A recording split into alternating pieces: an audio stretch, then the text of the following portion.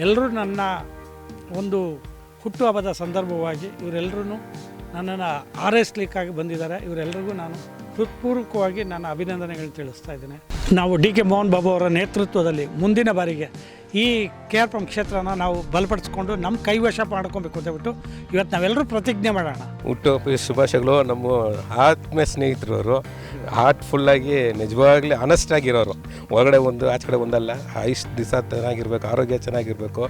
ಇನ್ನೂ ಅವ್ರಿಗೆ ಮೇಲ್ಮೇಲೆ ಎಲ್ಲ ಪೋಸ್ಟ್ಗಳು ಎಲ್ಲ ಆರೋಗ್ಯನೂ ದೇವ್ರು ಕೊಡಲಿ.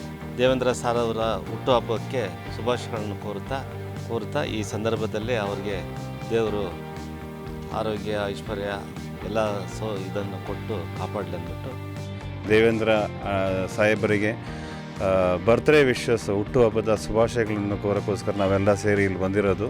ಕಾರ್ಯಕ್ರಮವನ್ನು ಸಮಾಜ ಸೇವೆಯನ್ನು ಭಾಳ ಚೆನ್ನಾಗಿ ಮಾಡ್ತಾ ಇದ್ದಾರೆ. ಇದೇ ರೀತಿಯಲ್ಲಿ ಸಮಾಜ ಸೇವೆಯನ್ನು ಮುಂದುವರಿತಾ ಇರಲಿ. ಅವರಿಗೆ ದೇವರು ಆಯುಷ ಆರೋಗ್ಯವನ್ನು ಕೊಡಲಿ. It's a great opportunity for us to celebrate our great leader's birthday. Okay, we all have very kind heart person. So that's the reason you can see so many people have come over here. ಅವರು ದೇವರು ಇನ್ನೂ ಸುಖವಾಗಿ 100 ವರ್ಷ ಇರಲಿ. ಇದೇ ಥರ ಎಲ್ಲ ಬಡವರಿಗೆ ಅವರು ಮಾಡೋ ಕೆಲಸಗಳು ಖಂಡಿತ ಇರಲಿ ಅಂದ್ಬಿಟ್ಟು ಕೇಳಿ ನಾನು ದೇವ್ರನ್ನ ಪ್ರಾರ್ಥನೆ ಮಾಡೋದು ಅದು ಒಂದೇ. ನಮಸ್ಕಾರ.